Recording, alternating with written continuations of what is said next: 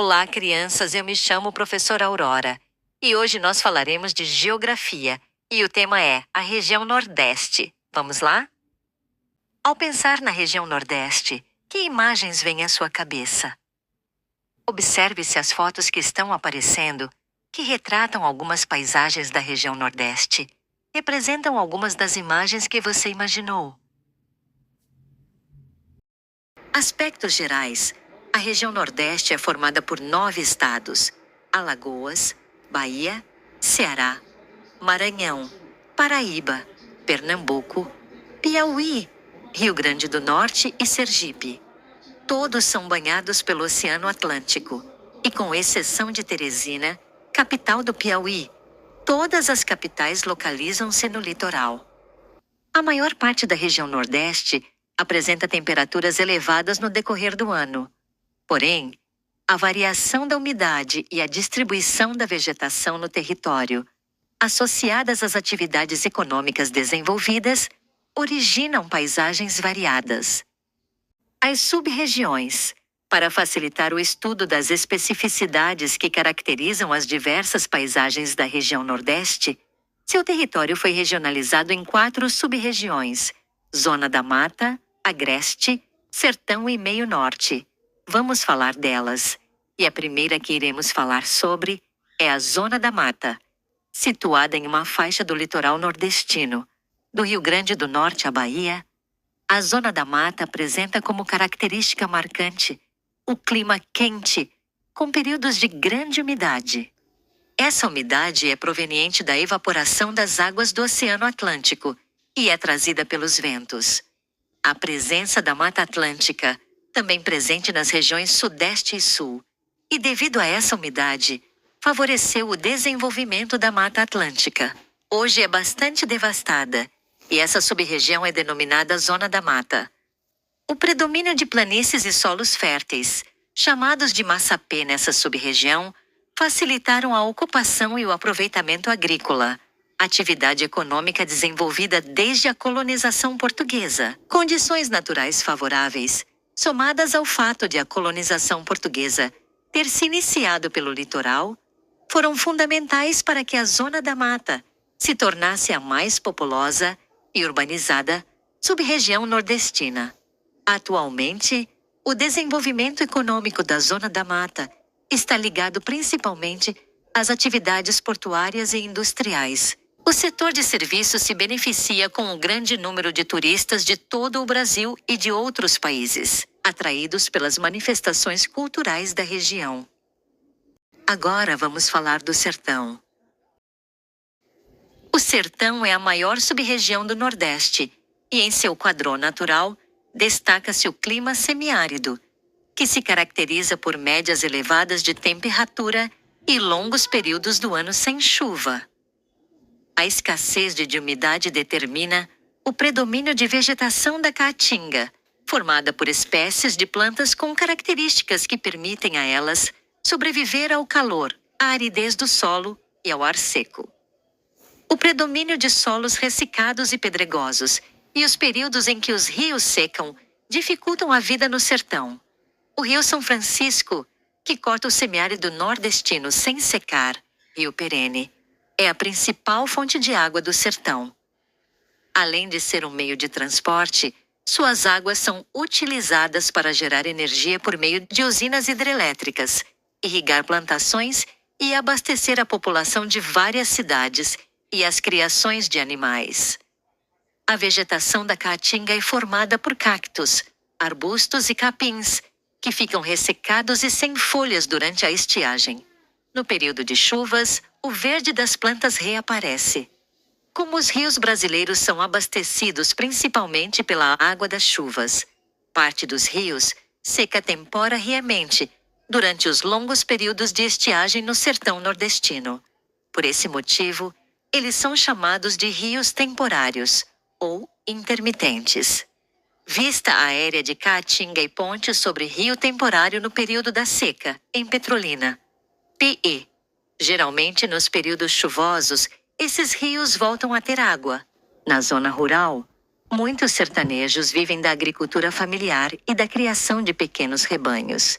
As secas prolongadas tornam mais difícil a vida da população de baixa renda, que muitas vezes perde plantações e animais, ficando sem suas fontes de alimento e de renda, e levando as famílias a migrar para a zona da mata ou para outras regiões do Brasil. Entre as décadas de 1950 e 1980, a migração da região Nordeste para a região Sudeste foi a mais intensa do país. Ao longo de muitas décadas, a seca serviu como pretexto para representantes políticos e da elite reivindicarem recursos governamentais para socorrer os mais necessitados. Mas, na verdade, esses investimentos beneficiavam os grandes proprietários, prática que ficou conhecida como indústria da seca. Uma das ações adotadas pelos grandes proprietários era utilizar as verbas para construir açudes em suas propriedades. Por isso, a pobreza da região não deve ser atribuída à seca. Se todos tivessem acesso à água por meio de poços, canais artificiais, cisternas e sistemas de irrigação, essa situação deixaria de ser um problema tão recorrente. Nas últimas décadas, o sertão vem se desenvolvendo economicamente com a produção de frutas para o mercado interno e para exportação, graças à implantação de sistema de irrigação. Reveja a foto da página 142. A instalação de cisternas para armazenar água também possibilita que pequenos produtores enfrentem os longos períodos sem chuva. O desenvolvimento econômico da região como um todo e a saturação dos centros urbanos do Sudeste têm incentivado um fluxo de retorno das pessoas à região. Casa com cisterna para armazenar a água da chuva que cai no telhado. Quilombo Mimbo, em Amarante. PM foto de 2022. O Agreste.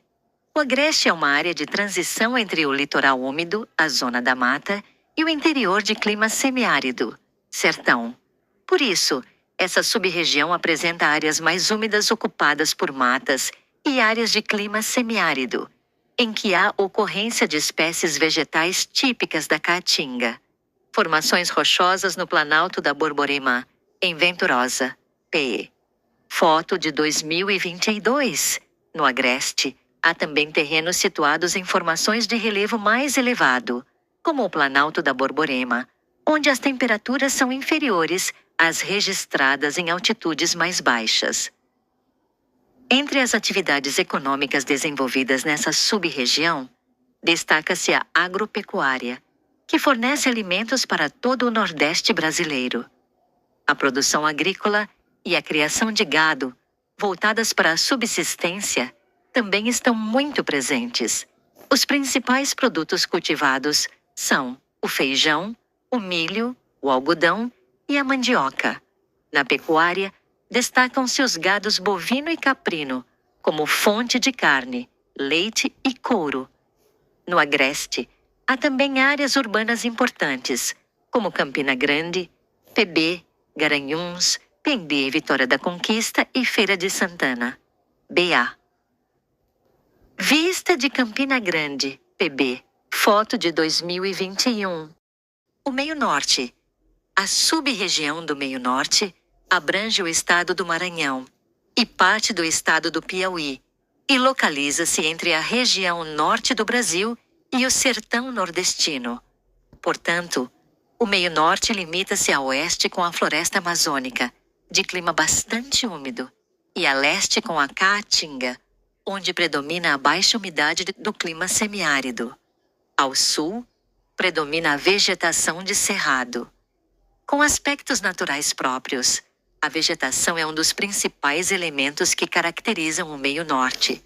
A sub-região é conhecida como Pada dos Cocais, e nela predominam palmeiras como o babaçu, a carnaúba, o buriti e o açaí.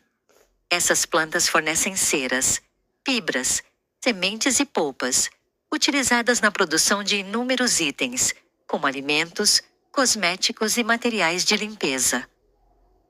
A agricultura e a pecuária também são atividades importantes nessa sub-região. Além do cultivo do arroz, da mandioca, do milho e da banana, Há plantios de soja, que se expandem da região centro-oeste do Brasil às terras do meio-norte. Esses plantios favorecem o desenvolvimento econômico, mas também geram desmatamento e poluição do solo e dos rios. Extração de coco-babaçu em Iguarapé do Meio, MA. Foto de 2023. Colheita mecanizada de soja em Balsas, MA. Foto de 2021. A presença de duas capitais de estado, Teresina, PI, e São Luís, MA, confere importância política e econômica ao meio-norte. Espero que tenham gostado da aula. Se gostaram, não se esqueçam de deixarem o seu like e se inscreverem aqui no canal.